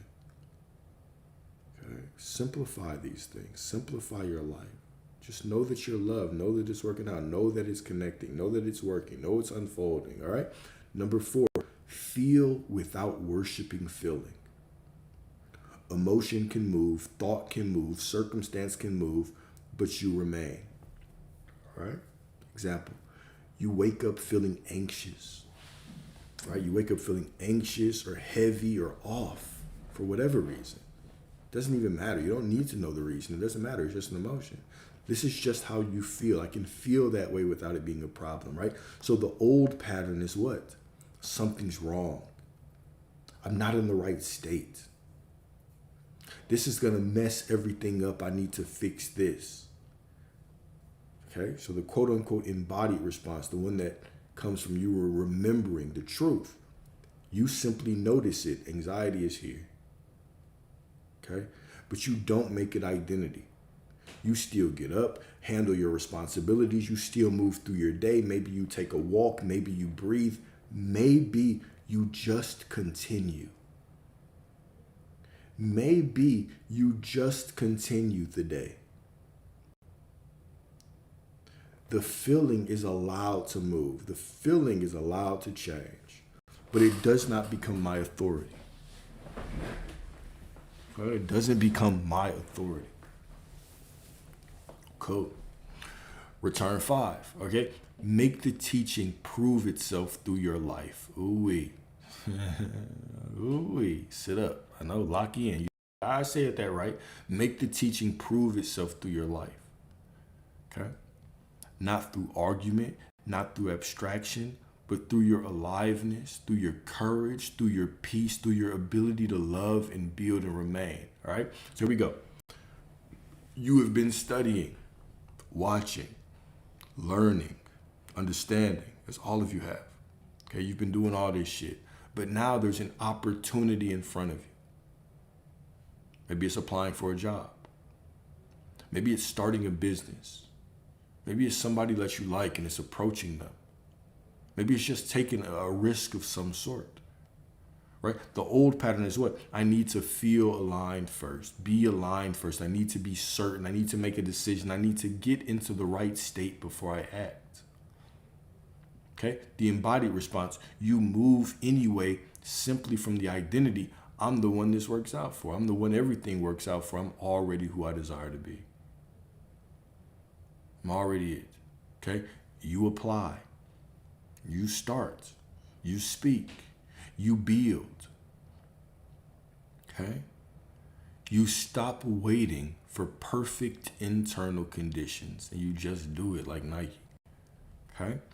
Now, what actually happens if you began to treat your entire life like this? If you began to simply walk around in the knowing that you are everything you desire to be and that everything works out for you, what would happen? You would actually allow your life to be the evidence. Your life would become the evidence, all the evidence that you need for yourself. It would become the evidence through your action, through your presence, through your courage, through consistency. Your fruit would be known. Your fruit would be known if you actually just began to live your life. Simplify this, live your life. Everything will work out for you. Everything will be working out for you. Okay? All right. We almost done. Yeah, we almost there. We got 2 more sections, y'all. Appreciate y'all holding on. It's been an hour and 45 minutes. Okay? Been an hour and 45 minutes, right? So you were never meant to carry this like a burden. Okay? So now this quote that I love from Meister Eckhart. It says, the eye with which I see God. Okay, so God is everything. The eye, right, through which I see God. The eye with which I see God, God is everything, is the same eye, okay, this is the same eye which God sees me. Right? So I want you to imagine this right now. Let's walk through like 3 or 4 steps. All right, imagine this. You're looking at the world right now. Okay, you're looking wherever you're looking right now, okay? Stop for a second and simply notice. You are aware of what you see, right? You're aware of what you see. You're aware of your thoughts. Okay? You're aware of your body. You're aware of all these things. Now I want you to ask, what is doing the seeing? What is doing the seeing? Okay? Not your eyes, but deeper than that, deeper than your actual eyes. Okay? There is simply an awareness, right? Now, the recognition and the learning about this is that this awareness has always been there. There's just an awareness that is seeing and translating things. Okay, there's just an awareness there. So what Meister Eckhart is saying in this statement is that the awareness that you are using to look for God, what you are using to look for God, is the same awareness God is using to look at what? At everything. It's the same as you. It's basically just saying, if we can make a diagram of this, of what this means, it would literally be you right here, looking out, and then there would be a direct overlay of God right on top of you, the exact same being as you. So it would just look like you looking out. And then they will point to you from one side and say, you, Alex. And they will point to you from the other side and say, God. It's the same thing. Right? So the eye with which I see God is the same eye with which God sees. All right? So now, what this means, what Meister Eckhart is actually pointing to is that there is not two. Okay? There is not two. There is not this terrified, small, little self, little you that's trying to reach the absolute. Right? There's not a separate struggler trying to earn divine identity. Now, Rumi also says what? You are not a drop in the ocean. You are the entire ocean in a drop. This is a remembrance of what you are. Is that we often are told that we're just fragments of God. We're small pieces of God. But no, you're much more than a small piece. You're the whole enchilada. You're the whole thing. You are all of God. God cannot be divided. Omnipotent, omnipresent, right? So God cannot be divided. Where a piece of God is, all of God must be there. The fullness of God is you. The fullness of God is also located within every organ of your body. Within every cell of your body, the fullness of God is also there. So God is this fractal, right? This fractal fullness that is there and omnipresent at every stage of creation, all the way there, right? So if you're the ocean in a drop, you don't need to panic over every ripple. If you're the entire ocean, you don't need to panic over every thought or every emotion. If you're the same I, you don't need to strain to become what you already are. If God is you, there's nothing to strain or try to become or try to reach. It's already you. And if God is your being, then existence is not for you to perform. You're not performing. This isn't a test. It's not a test. You're not being tested. You simply are God choosing that I am what I desire to be or I am not what I desire to be. Right? So now the final fork. Okay? You can either live from it or hide inside it. Oh, I ain't gonna lie, I'm kind of getting tired, y'all. Shit, it's been a talking ass day. So here we go. We got two paths. Which one are you? Path one is hiding inside spirituality. Path two is living from spirituality. So path one, you use the teaching to avoid risk.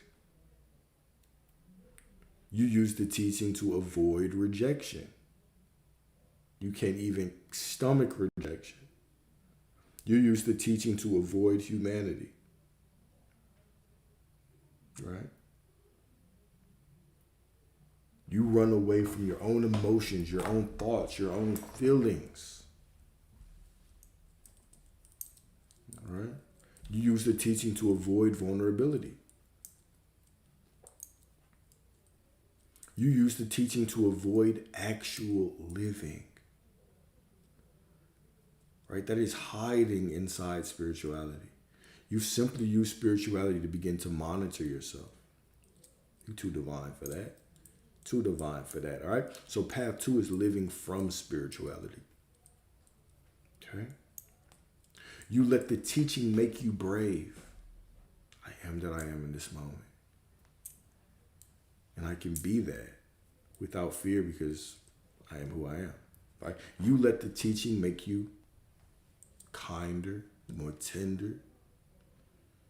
You let the teaching make you honest because there's nothing to fear.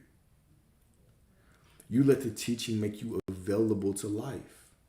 You let the teaching make you deeply human, but no longer helpless. Right? This is the road. Okay? We're not in this path for any kind of self-erasure or self-abuse. Like I'll tell you, man, you sitting here and be like, damn, I created all this and trying to judge your past as wrong, and that is self-abuse. You're simply here to decide who you are in this moment. In this moment. All right? So now, it's not how do I be God correctly? How could you not? What it is what does life look like when I stop denying what I am? This is the reframe. Right? How to be God correctly? That question makes no sense. What do you mean how to be God correctly? You just are it. You just are it. You don't need any training in what you are. You just are it. A dog doesn't need to learn how to be a dog. It just does what it does, right? What does life look like when I stop denying what I am? What if I actually recognize and remember that I am everything I desire to be? Okay? And the answer is often extremely simple. It looks like a person who lives. It looks like a person who trusts. It looks like a person who enjoys. It looks like a person who moves. It looks like a person who can feel deeply without becoming lost. It looks like a person who can desire without becoming needy. It looks like a person who can walk through the world with a holy kind of ease. Okay. You're not supposed to learn that you're God and become afraid to be a person. Right? You're not supposed to become a philosopher of your own paralysis. A lot of you, you'll explain the shit out of why you won't do something or can't do something. You come in with you come in with so many damn excuses. My inner child, my subconscious mind, my chakras are off. Oh. The inner child healing, all of these things, right? You become a philosopher of your own paralysis, right? You're not supposed to turn every thought into a threat. You're allowed to think and be a human without making it a problem. You're not meant to detach so hard that life stops feeling intimate. It's another thing. How can I detach from what I desire? Who says you have to do that? If you want to do anything, detach from believing that your desire is separate from you. Just accept it as yours. Nobody's saying that you have to dull your desire. Okay? You are not meant to become a spiritual hall monitor, standing over your own heart, just sitting there and judging every emotion. You're not supposed to use divine truth to abandon your humanity. You're meant to remember. You're meant to remember that your humanity, it's not beneath your divinity. It is the garment through which it shines. Your humanity is the garment through which your divinity, through which God lives and expresses itself. All right? Feelings are not waves, or feelings are waves, they're not kings. Thoughts are movement and not identity. Desire is not a sin against wholeness. Desire is simply the natural flow of life within you. It's the truth of who you are. People are not less sacred because you found who you are. Okay? Remember, there is no right or wrong in the way your frightened mind imagines it. There is only the meaning that you assign. There is only the judgment that you hand down, and there's only the identity that you agree to wear. So simply wear a better one, right? So now, I kind of want to end right here. I don't want to read all the rest of this, okay? But I'm going to read it. Okay. I'm just going to read this straight up. So here we go. Walk like someone who cannot truly fail. Love like someone who does not need permission. Move like someone who is safe in being. Rest like someone who's no longer trying to earn existence. Speak like someone whose voice belongs here. Live like someone who stopped making consciousness a burden. You know enough now. You already know enough information. Now go be human beautifully. Right? Now go be divine naturally. Now go let the truth, right, become your posture, become your smile, become your decisions, become your romance, become your art, become your money, become your peace. Stop trying to be right and realize you were never outside of what you are. The point isn't to obsess over being God. It is to finally become free enough to live. Become free enough to live, right? I am that I am, no matter what. Ooh-wee. This one was a marathon. This one was a marathon. All right? So yeah, I'm gonna end this one right here. Of course, I'll add to the kind of core content within the Discord. If you're not in the Discord, please join. It's a free link. The link is in my bio. If you also want any kind of coaching, the link is in the bio. All right. But yeah, appreciate y'all for staying on, and we shall talk very, very soon. I think tonight we've got debate night. I ain't gonna lie, y'all. Never mind. I ain't gonna say that. I know. I hope RD not on here. She probably was like, "Hold up, what you mean?" Yeah, but no, we're gonna have debate night, and yeah, join in. So join in. It should be fun. Hell yeah. Hell yeah. Hell yeah.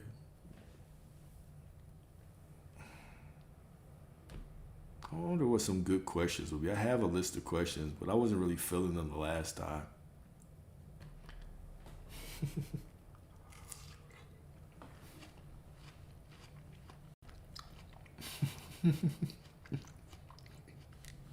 Sarah won all the badges. Sarah won all the badges, man.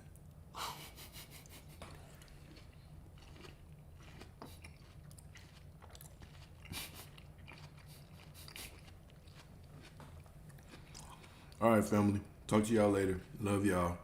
And y'all be absolutely divine. Peace.